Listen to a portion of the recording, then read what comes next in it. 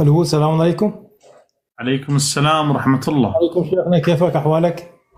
الله يبارك بيك. حضرتك شيخنا سني؟ الله يخليك، عندي فد سؤال إذا ممكن. أنت سني؟ أي نعم. بس إحنا عندنا سؤال للحلقة ضيفنا الكريم. وهذا السؤال والله مدوخني. مديخني. هو عادي تسأله، ماكو مشكلة، يعني من راح أسألك تجاوب وتسأل. تفضل. ربك إيش عنده ينزل في الثلث الأخير من الليل في سماء الدنيا؟ شو يسوي بالدنيا؟ إيش عنده بالدنيا؟ شيخنا أقول لك فد شيء فضل. هاي الكتب اللي احنا نقراها أنا طبعا كنت في أفغانستان كمان، كنت في باكستان نعم. كمان. كتبنا الكتب أهل السنة الستة الصحاح. أنا أي. تابعك وايد، ما شاء الله عليك أنت، يعني نورت الدنيا كلها. إذا واحد يشوف السماء، يعني الجالاكسي شو يسمونه، الفضاء اللي يونيفرسيوم، الأرض يعني صفر صفر صفر صفر مقابل هاي الدنيا كلها. يعني الله كيف ينزل هاي الصفر ويخلي الدنيا كلها على كيفه، يعني يفتر مثل واحد ما يقول. فهذا ما يطب بالعقل أصلا. الله ما ينزل. الله مثل ما قلت أنت فت مرة عن الإمام العلي رضي الله عنه بأنه وصف الله أوصاف عجيبة وغريبة. هي هذا صحيح. يعني احنا عقولنا عقول يعني جاهلية. واحدة. يعني أنت تشعر ما بينك وبين الله إن معتقد السنة في التوحيد فيه تلوث، صح؟ طبعا أنا معك، في تلوث وفي جهل تام. جهل تام. زين. شيوخ صدقني زين. شيوخنا كلهم يعرفوا هذا، ضيفنا بس لا يعترفون. ضيفنا واحدة. ما نريد احنا نشرق من هنا ومن هنا، واحدة نريد نفهم. انت الان افعالك في الحياة اليومية، طاعاتك، عباداتك، عيدك، صومك، رمضانك، حسب ضوابط الشيعة لو حسب ضوابط السنة؟ حسب ضوابط السنة، يعني اللي هي السنة. واحدة. ما اريد منك كلمة على مود اكمل. اوكي، هذا ضوابط السنة حبيبي. هنا انت وقعت نفسك في مأزق. ليش؟ انا ما احب اجامل. انا عذرا انت حكيت لك كلمة حق بس ما جاملك. نفسيتك تحكي كلمة حق بس عذرا، بس عندك انبطاح مو طبيعي. ليش؟ لأن أنت تقر أمام الناس أن الأصل عند السنة فيه تلوث، فكيف في الفرعيات أتبع السنة إذا هو الأصل الفصل التوحيد وصل إليه التلوث؟ فكيف أنا في طاعتي، في عبادتي، في حياتي اليومية أعتمد عليهم وآخذ الانطباع الذي عندهم؟ هذا تناقض منك. تفضل. وهذا صار عندنا ورثة شيخنا، صار ورثة من آبائنا وأجدادنا. ماكو يعني واحد كان بيعلمنا التعليم الصحيح فمشينا عليه. والله الغفور الرحيم يعني. شنو الله غفور رحيم؟ شنو ورثه؟ اخونا يعني الفاضل جاي تقول التوحيد ما عبد الله مثل التوحيد لا اله الا الله. انت تقر امام العام. تدري انت عذابك اكثر من السني الباقي، لان انت قاعد تعرفها لا وتحرفها. يعرف. هي قاعد تقول هذا التوحيد فيه تلوث. طيب هنا يسألك جبريل اذا في تلوث وانت وصلت الى قناعه، شلون تاخذ الفرعيات من اهل السنه اذا هو الاصل عباده الله، في صفات الله، في الاعتقاد في الله موجود تلوث؟ فعقلا ما ينطبق. من لا اصل له لا فرع له. اذا تلوث الاصل قطعا فالفرع الذي عندك هو متلوث، كالعبادات الاخرى التي تاتي بعد توحيد الله تبارك وتعالى. شيخنا أنا 60% آخذه من عندكم صراحة، 40% من السنة. 60 ماكو شيء 60% و40%. شنو ال 40% تاخذ من السنه؟ والله ال 40% نريد نعرفها. يعني شغلات ثانية، مثلا شغلات صغيرة اللي بسيطة، يعني مثلا الوضوء، الصلاة، وهاي شغلات ثانية كلها من عندكم. مثلا رمضان امشي عليكم، مثلا التوحيد وياكم مثلا. زين رمضان ويانا. رمضان وياكم. يعني انت من يأذن عندكم ما تفطر؟ لا قول والله. والله ما افطر. ايش قد الظل حسب اللي القرآن، تفطر؟ مكتوب بالقرآن. ايش قد الظل اللي تفطر؟ لا يعني حتى بيكون ظلمة يعني إلى الليل كما مكتوب في القرآن. اي هاي سمعتها من عندي ها؟ لا هذا عارفه يعني قارئ القرآن اقرأ يعني كما القرآن، بس إلى الليل يعني أنتم رمضان، أنتم رمضانكم 100% صراحة. رمضان مالتنا 100% والصلاة مالتنا 30% تطير مو؟ لا صلاتكم صحيح إن شاء الله. أما أنت تقول صلاة أمشي على أهل السنة، يعني صلاة السنة 100% وإحنا 30% راسبين بيها. إي والله صحيح. يمكن هم أجي على صلاتكم إن شاء الله في المستقبل. يا أخي ابحث، الدين مو هيك، الدين بسم الله الرحمن الرحيم وقفوهم أنهم مسؤولون. الدين لا يعرف نصفك أبيض ونصفك أسود، الدين أما بياض وأما سواد، أما علي وأما عمر، أما فاطمة وأما عائشة، أما محمد رسول الله وأما قال أبو بكر وقال عمر، أما كتاب الله وأما الداجن ومصحف عائشة. هذا الدين. أما الأمرد عبادة الأمرد، أبو كلتة يد يمين، أبو ذيل، أبو بطن، الرب اللي عنده أملس. أما الأمرد وأما الله الواحد الأحد. ماكو أنا معتقد برب السنة الأمرد طوله 60 ذراعا أو أعتقد بأن الله قادر على كل شيء. طيب إذا هو قادر على كل شيء كيف يوسني تعتقد أن ربك ينسى؟ وين قادر على كل شيء؟ إذا ربك قادر على شيء كيف لا يملأ جهنم بقدرته حتى يضع قدمه؟ فماكو تلازم، ماكو قرينة علمية. يقول معلمي يقولون ما لا يفقهون، هكذا قال لي معلمي يوم من الأيام. فأخي الدين هو حقيقة، الدين هو التسليم لمحمد وآل محمد. اليوم أكملت لكم دينكم وأتممت عليكم نعمتي ورضيت لكم الإسلام دينا. كانت اليوم رضيت لك الإسلام دينا قبل هاي نزول الآية كنت شو تسوي؟ لا، لأنها في ولاية أمير المؤمنين. يعني شنو ولاية أمير المؤمنين؟ يعني شنو بولاية أمير المؤمنين اكتمل الدين؟ اكتمل الدين بولاية أمير المؤمنين مو لشخص علي بذاته، لأن الدين لا يؤخذ إلا من هؤلاء.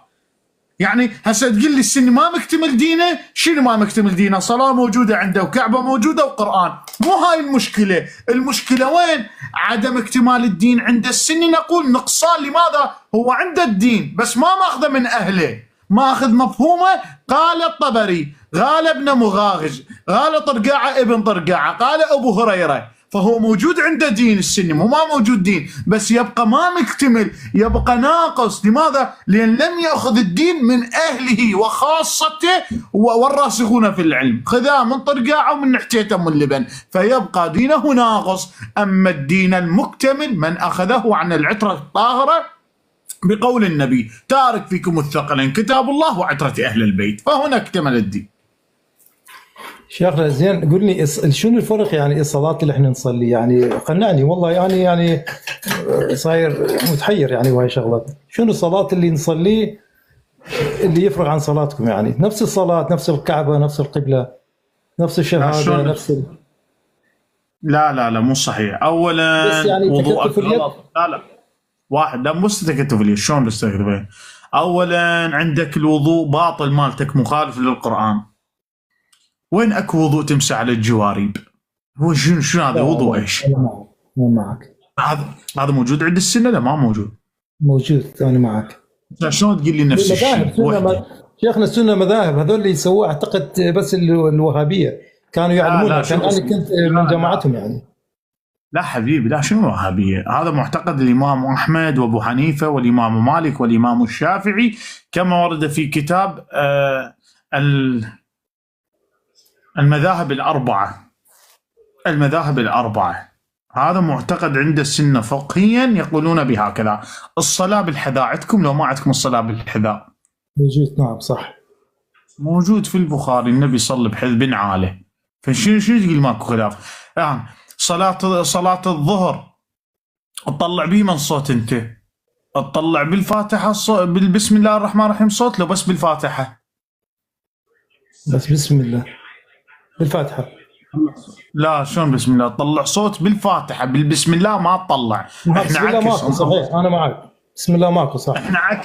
احنا عكس احنا نطلع بالبسم الله، لأن النبي يحث على الجهر بالبسم الله. من علامات المؤمن 5 من عدة الجهر ببسم الله. شوف شو ماكو خلاف، اكو خلاف من بداية الصلاة لنهاية الصلاة. الركعة الثالثة والرابعة شنو انت تقرأ الوجوب عليك؟ تقرأ فاتحة وسورة أخرى لو بس الفاتحة؟ بس نقرأ الفاتحة. اي واجب، اكو غير الفاتحة لو بس الفاتحة تقرأ بالركعة الثالثة والرابعة؟ لا هم نقرأ سورة ثانية وياه.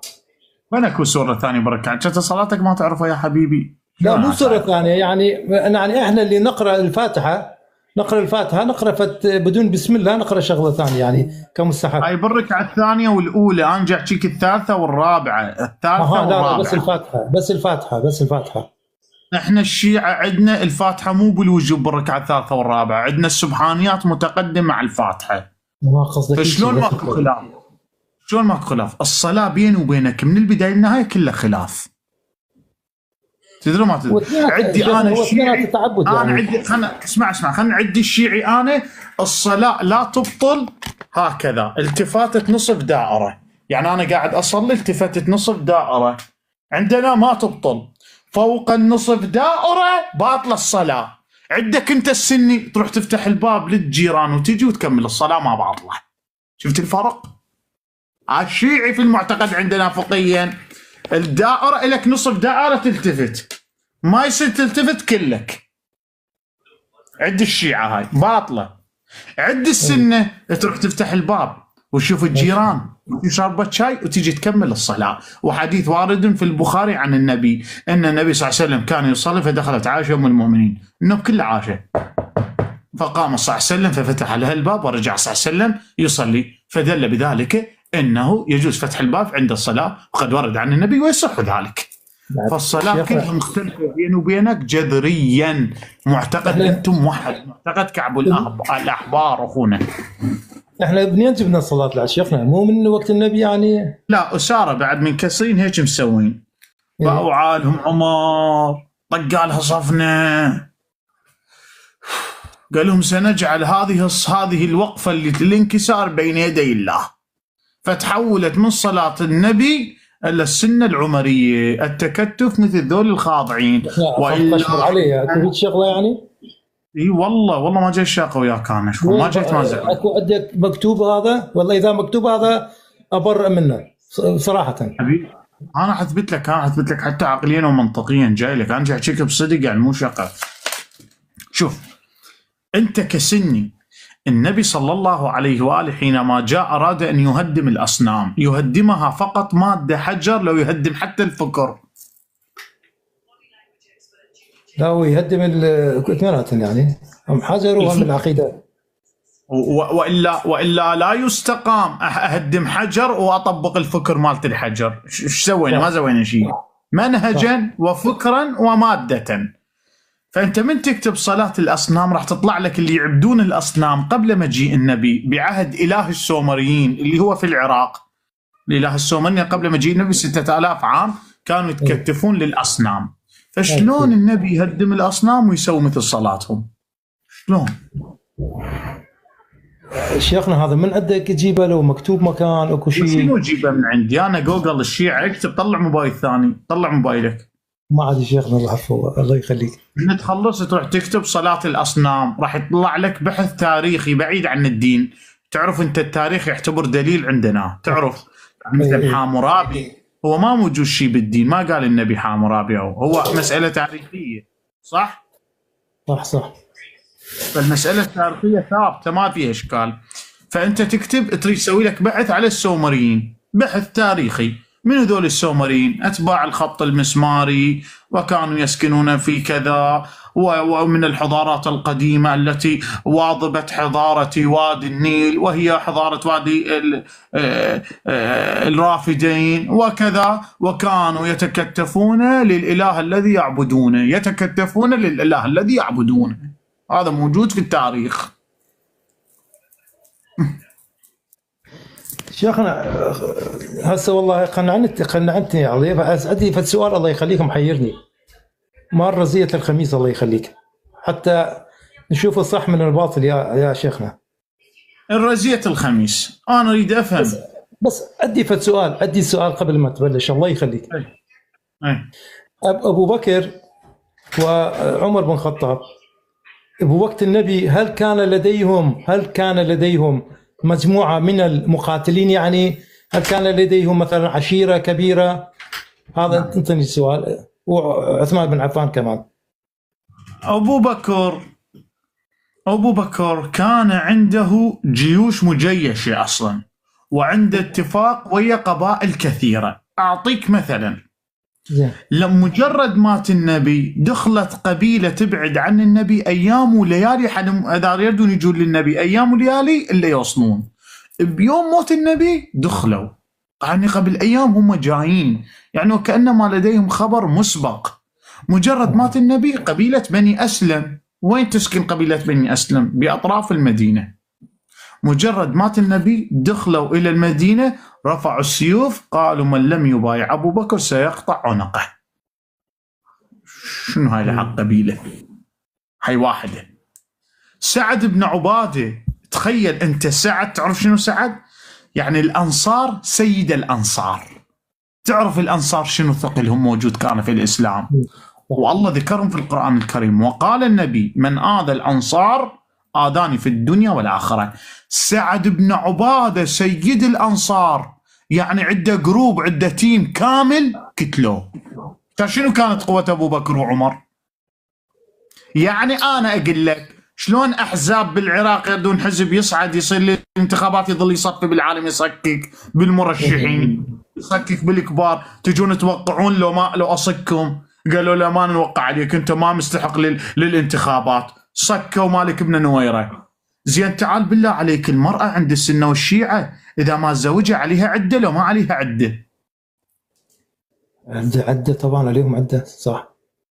تعال سيدنا خالد بن الوليد قتل مالك بن نويره، ثاني يوم تزوج مرته. شو هذا الزنا مولاي صار؟ كذب ابو بكر، عمر كذب ابو بكر، قال ابو بكر قال خالد بن الوليد قتل مالك بن نويره الصحابي، قوم عليه الحد. ابو بكر مش اسمع انا حاجه. فالصحابه صارت بيناتهم تصفيات اوروبا، تصفيات اسلاميه قريشيه مدنيه، ظل واحد يصك بالثاني. بلال خلص الشحن مالته، بلال وين؟ قال لهم اروح للمدينه بالشام، لا اريد انكم ولا هاي، في امان الله، باي راح للشام. هاي شنو هاي؟ هناك مالك سعد بن عباده، قالوا له سعد بن عباده، هاي كتب سنه طبعا حاكي كان، قالوا له عمر ابو بكر خلافه، قال لهم يا ابو بكر خلافه ما مستحق للخلافه، ابو بكر مو يمها. قالوا يلا عمر، قال لهم مو يمها، قالوا عوفوا هذا احنا نعرف نسوي. راحوا خلوه يروح للشام، طقوه صكوه. ها يا بشبي، قالوا قتله الله. يعني شلون قتله الله؟ من العرش صعد مثلا. قتلوا الجن، هذا صحيح قريتها. اي روايه ثانيه جاي لك. الروايه الاولى جايك وحده طقه وحده قالوا قتله الله عمر. روايه ثانيه عمر قالوا قتله الجن. يعني بالله عليك الجن عاي في الدنيا كلها وجاي على سعد بن عباده؟ كما كتب رسول الله فضل الامه. وش عده سعد بن عباده؟ شنو قاطع الكهرباء على الجن؟ شنو هاي؟ مجموعه يعني 5 الصحابه ما بايعوا ابو بكر من المهاجرين من المدينه، ما بايع ابو بكر، قالوا عم هاي خربطه صارت، هذا الاسلام هيك من الاسلام، والهم ثقل. طفره وين؟ للشام. ها يابا وين الجماعه؟ ماكو. قالوا والله طكم طاعون. كان طاعون ما كتل بس ال5 تصفيه. اعطيك وحده ما يدرون بها لا السنه ولا الشيعه، وانا ما يد اطرحها، هاي مو كل شيء لا عارفه اني اطرحها. وحده اعطيك اياها قويه، كلش قويه هاي القيادة. انا يد اقول لك لو انت قائد وقبلك قائد وعنده سرايا امراء، اكيد من راح تجي مكانه انت تاخذ مكانه، راح تستفاد من اللي حوله كانوا، صح اكيد. من مات ابو بكر اجى عمر سوى، فانك شنو اول خطوه سوى؟ ايه، نحى كل قيادات ابو بكر وكلهم من الصحابه. واصلا خالد بن الوليد الذي اتهم بقتل عمر بن الخطاب، عمر الخطاب صفى قيادات ابو بكر كلهم، أو خالد بن الوليد وغيره كلهم صفاهم، جاب قيادات جديده. ليش؟ اصلا عمر بن الخطاب وخالد بن الوليد هيك عرك بيناتهم، واحد ما يحب الثاني، ما ادري لين خالد كسر عينه بحاله من الاحوال، ما ادري. يتخبل عمر بن الخطاب من خالد ويقول له قيم الحد على خالد، وهذا ابو بكر ما يقبل. اول ما ابو بكر ليش قتلت ابو بكر؟ من تقرا عليها شلون ابو بكر مات تظل تضحك. ليش؟ ابو بكر تعرف شلون مات في كتبك؟ ايه يسمونه السم المؤقت. شايف لك قنبله مؤقته؟ سامع بيه؟ إيه، صح. ايه لو قالوا ابو بكر شلون مات؟ قالوا يهودي وضع له السم وقال ابو بكر راح يموت ورا 3 سنوات. هذا يسمونه السم المؤقت. شنو 3 سنوات؟ شو صار السنه واحده، سنه ثانيه، سنه ثالثه مات ابو بكر. شنو هذا السم المؤقت؟ طبعا شيخنا كل شيء تقول انا بصدقك، لان انا بعرفك ومتابعك وكله تجيبه من كتبنا. بس انا ليش سالتك رزيه الخميس؟ انا عبالي عمر وابو بكر هذول كانوا وحدهم، يعني ما عندهم جيوش، ما عندهم مساندين من قبائل اخرى، فلذلك علي رضي الله عنه ما قدر عليهم. صحيح هذا الكلام؟ كان لا حجي مو ما قدر عليهم، لا مو هاي المعنى. علي بن ابي طالب اصلا مجرد قال له رسول الله مخلي السيف هنا، ايش قال له ابو الحسن؟ قال له علي، قال لا، قال راح يحل الحزن اللي دارك وراح تضرب فاطمه، اصبر. علي بن ابي طالب ما فكر ما يقدر عليهم، لا دير بالك. علي بن ابي طالب رفع سيفه قال له ابيده خضراءهم يا رسول الله. علي ترى علي مو حكايه، ترى خالق ناس هوايه، خالق حتى الحسين مشايه. المهم قال له لا يا علي اصبر. الحكمة سكوت علي مو لأن ما يقدر عليهم، لأن رسول الله وصى. لأن رسول الله وصى، مو الحكمة أنه ما يقدر، لأنه ما وصى، لأن رسول الله وصى أن لا يرفع سيفا. هاي الحكمة. وصلنا لشغلة إن شاء الله، والله تهدينا. هسه من هذا من وصية الرسول صلى الله عليه بأنه لا السيف، ها صح. وبعدين رسول الله قال لا ترفع سيف. ليش؟ قال له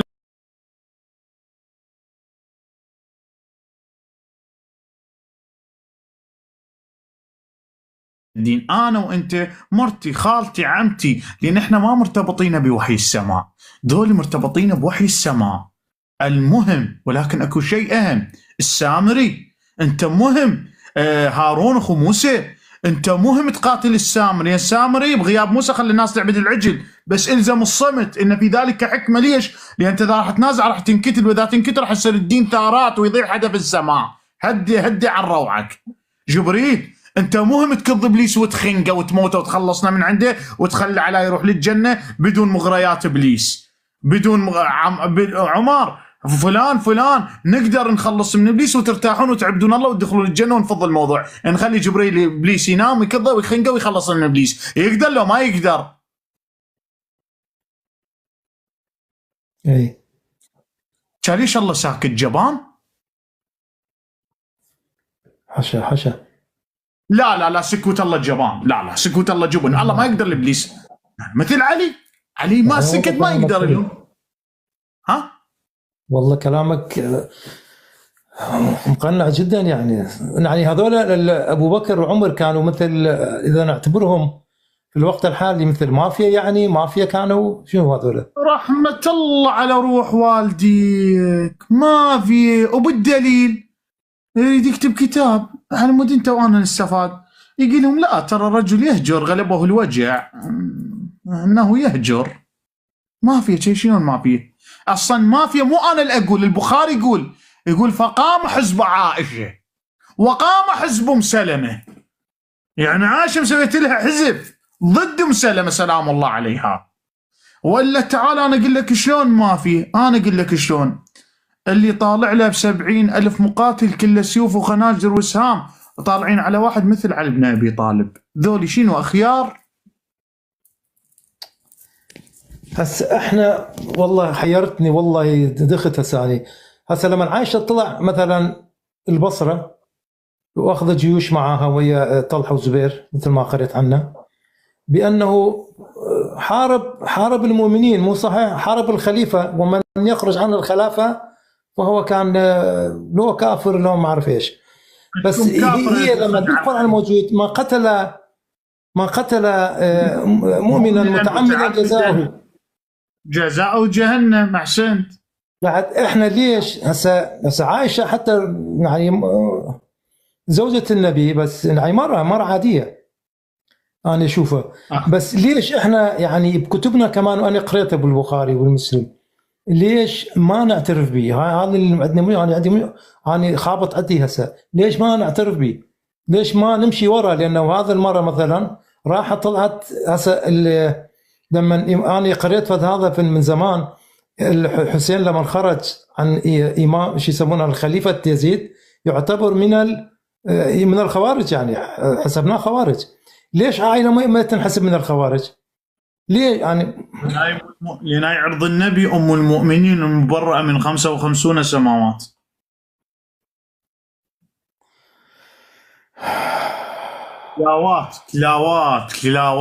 كلاوات جملية سبلانية أشعرية عائشية، كلاوات. يعني يقول لك أنت عندكم حكم لا يجوز الخروج على الحاكم ولو وجدته نائم على عرضك. زين يابا، عائشة طلعت ضد الحاكم، اعتبروه علي حاكم عادي، حاكم للدولة.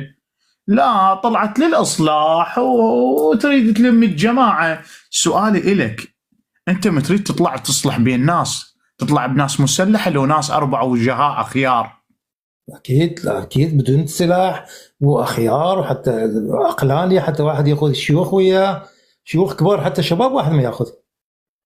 زين شنو ماخذه 70,000 مقاتل كلهم مسلحين؟ هذا اللي محيرني، كيف هذا يعني مكتوب بكتبنا.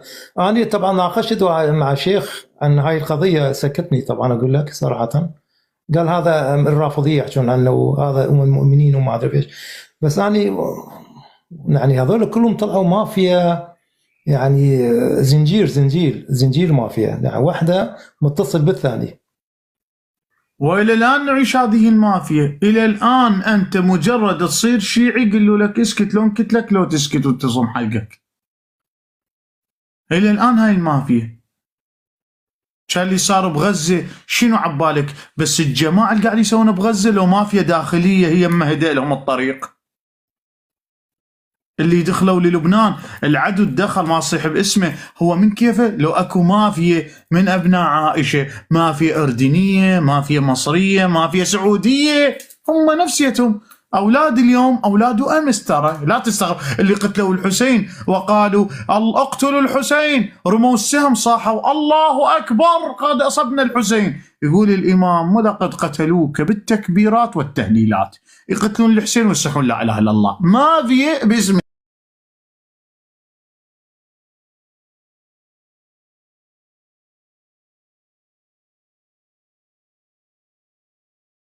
وبنى عليه بنيانه. المؤسس ابو بكر وعمر وعائشه وحفصه، والبنى عليه بنيانه معاويه ويزيد. اجوا لقوا اساس الجماعه. خاف واحد يفك حلقه يقول يزيد لا تخرج على الحسين، هذا الحسين ابن فاطمه. يقول شب اسكت، ترى عمر بن الخطاب طلع على الزهراء وما حد حكى. وحكاه عبد الله بن عمر في كتاب الاحتجاج، قال له يزيد ماذا فعلت بالحسين ابن بنت فاطمه اللي طالما رسول الله كان يقبله ويقول حسين مني وانا من الحسين؟ قال له ها بن عمر بن الخطاب جاي تعير بيه؟ قال له هذا الحسين. قال له كانت نسيت ابوك عمر بن الخطاب من هجم على دار الزهراء ولقد كتب بكتاب بخط يده الى ابي معاويه اسكت ولا فضحت امر الكتاب، لان اسس اساسه وبنى عليه بنيانه. والله شيخنا انتم الحق واحنا الباطل، انتم الحق. تعرف شوف هاي الحروب اللي صار هذا وضح لي كل شيء. بس انتم وقفتوا مع اهل اللي ما نسميهم، بس انتم والله شرفاء، والله انتم تاج راس كل واحد سني من هسه اقول واعترف بكم والله العظيم. ولو ما كان قبل، انا اتذكر كان قبل ما عندكم اعلانات، ما عندكم شو يسمونه، يعني ماكو اعلام حوارات ان لما دخلوا شباب الشيعه انتم سويتوا صار قنبله نوويه. صراحه انا اقول لك انت قنبله نوويه، انت وجودك قنبله نوويه. صراحه انا اقول لك صراحه والله العظيم. نعم. يعني انا قريت كتبنا، قريت كثير من الاحاديث. شوف عملوا فيلم بهولندا، عملوا فيلم بدنمارك، عملوا فيلم بامريكا. الفيلم الهولندي كان اوسخ. لما عرضوا الفيلم راح الفيلم انتقادات كثيره. او المخرج الفيلم قال انا قريتها من كتبكم، يعني هذا نبيكم، يعني نبي المهزله، يعني فضيحه، يعني ما اعرف ليش هاي الكتب باقيه يعني. والله العظيم هسه انا قلت 40% 60 اخذ من عندكم 40 منه، هسه ال 40 الثاني هم يجي على ابو ال 100 ال 60 يصير 100%، يعني عجيب وغريب. ليش احنا هيك يعني؟ والله العظيم علمائنا، انا مناقش علماء كثيره يعني شيوخ يعرفون اكثر مني ومنك. ليش هاي الغبار؟ ليش هاي الطمسه؟ ما اعرف انا ليش، يعني لماذا ليش احنا هيك يعني؟ والله العظيم بس نحكي على الحرام وحلال، اقول لك تاكل خنزير حرام، تشرب عرق حرام، شغلات الاساسيه والمهمه كلها عليه غبار. ليش؟ بس عارف والله اتمنى اعرف ليش، يعني والله ما بعرف يعني ليش واضح احنا جواب. يعني عمرنا كله راح في صفر في صفر. راح يجاوبك واحد سني شيخ على هذا سؤالك. شيخنا، لماذا لم يتحدثون علماء الماضين عن حادثة أهل البيت ومظلومية أهل البيت ومقتل الحسين؟ يجاوبك الشيخ السوري المفتي، يقول شيخ حسوني على ما ذكر اسمه، سوري معروف، ذكرون بالمتابعين، يقول لا سامحهم الله، قد أخفوا عنا يوم عاشوراء حتى لا تتيسر فتتشيع. شوف ايوه والله، لأن معرفة مظلومية آل البيت تقودك للتشيع لا محال. ولهذا تدري إمامك الغزالي إمام السنة والجماعة، الإمام الغزالي يقول لا تتحدثوا بمقتل الحسين. يا ليش؟ فإنه يهيج البغض على الصحابة. شنو علاقة مقتل الحسين ببغض الصحابة؟ تعرف ليش؟ لأن مقتل الحسين راح تسأل منو اللي قتل الحسين وليش؟ راح تلقى رموز ممدوحة عند السنة، مثل عمر بن سعد ممدوحة، أحمد بن حنبل مدح يقول ثقة، قاتل الحسين ثقة. عمر بن سعد اللي هو قائد الجيش ضد الحسين يقول لك قاتل الحسين ولكن ثقة في نقل الحديث. زين، فراح يقودك هذه الرموز الممدوحة في كتب السنة. راح يزيد وين ينقلك؟ إلى معاوية، حادثة معاوية خروج ضد الإمام علي في معركة صفين، صاروا عندك اثنين. معاوية راح يقودك المعركة الجمل، خروج عائشة، صاروا ثلاثة. معركة عائشة راح تقودك وين؟ إلى قضية يوم السقيفة والهجوم على دار الزهراء. ما تحس بروحك إلا أنت واقع في ثلة من الناس المعفنة السرسرية المافية الذين يسفكون دماء المؤمنين. بالاخير توصل الى قناعه تامه، فيقول لك نبترها من الاخير، لا تقرأوا مقتل الحسين فانه يجي بغض الصحابه، يعرف ان ربطها للصحابه.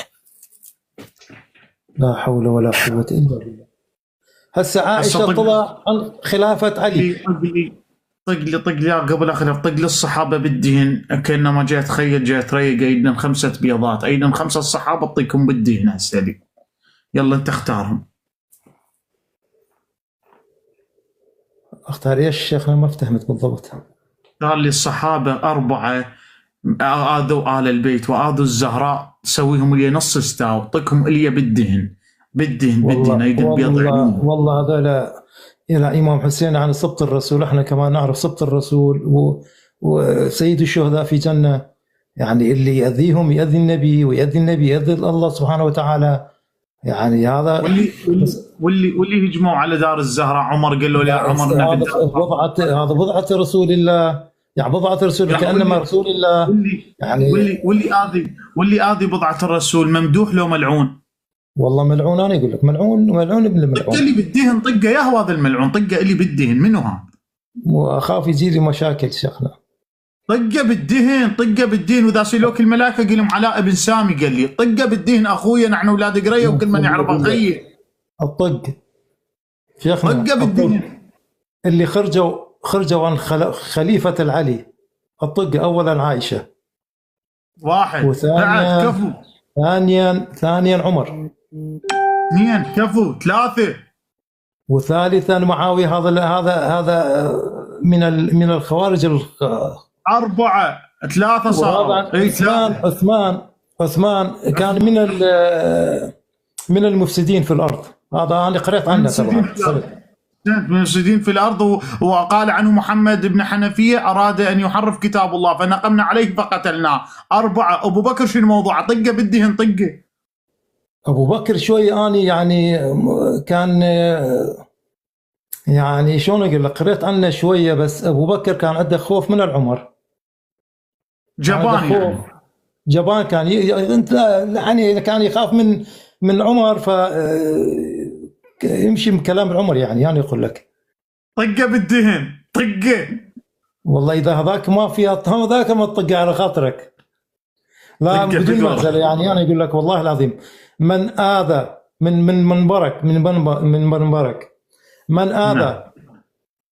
من اذى رسول الله واهل بيت رسول الله، اهل الكساء اللي قريت عنه كمان في كتبنا، اهل الكساء هذول المحبين رسول الله.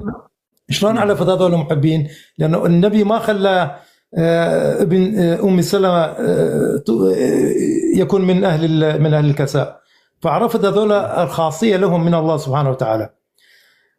هذا اللي انا فهمته يعني فكري وبذهني. نعم. من خرج عن دين محمد وآل محمد فهو الخسران. وأبشرك أنا 40 خليته على 60 همين، وأنا منكم هسه واحد منكم. أشهد أن لا إله إلا الله. والله أشهد أن لا إله إلا الله وحده ولا شريك له. وأشهد أن محمد طاهر مطهر. وأشهد أن محمدا عبده ورسوله طاهر مطهر. وأبوي من أهل الجنة. والله أبوي من أهل الجنة. وأشهد أن عليا ولي الله وحجته. وأشهد أن عليا ولي الله وحجته. وأن فاطمة مظلومة مضطهدة. وإن فاطمة مظلومة مضطهدة. وإن الحسن والحسين إماما هذه الأمة. على راسنا على راسي. وإن إمام الحسن والحسين إماما هذه الأمة. والتسعة المعصومين حجج الله. والتسعة المعصومين حجج الله. اللهم صل على محمد وآل محمد. اللهم صل على محمد وآل محمد. اقرأ، ابحث بعد على عقيدة الشيعة في التوحيد، عقيدتنا في النبي، اقرأ في القرآن الكريم. والله يبارك بيك وهنيئا لك. هنيئا لك. هذا اسمي هنا مكتوب عمر مصطفى. راح أسوي شغلة كلش حلوة. شوفني إن شاء الله. شنو هي الشغلة؟ راح أخلي أنا عندي كتاب من زمان واحد هدالي إياه، حكم إمام العلي 1555 حكم فيه. هذا لما قريته قلت يعني إحنا عايفين اللب وماخذين القشر. قشور يعني الأحكام اللي فيه والله العظيم البروفيسورية لحد الآن. يعني شوف أنا معلم طبعا، أنا معلم بالسويد لحد الآن. يعني شغلات عجيبة وغريبة فيه. أنا لما أخذ حكمة وأترجمها للسويدي للأناس يعني في شغل يعني يستغربون.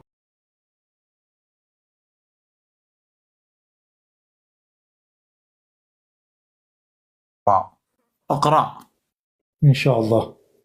بارك الله فيك. شكرا على بارك الله فيك. بارك إن شاء الله. الله ينور طريقك وينور اخواني اهل السنه ان شاء الله بوجودك وبوجود امثالك ان شاء الله. بارك الله فيك. السلام عليكم. عليكم السلام. عليكم السلام ورحمة. طقينا طق الدهن والماء ويثور ويانا. طقينا طق الدهن والماء ويثور ويانا. بعد لا تفتحون بثية العركشية ويانا، بعد ما يفيد التسقيط ويانا، وأنا وحيدر الفيلي نصيح صبح ومسيه.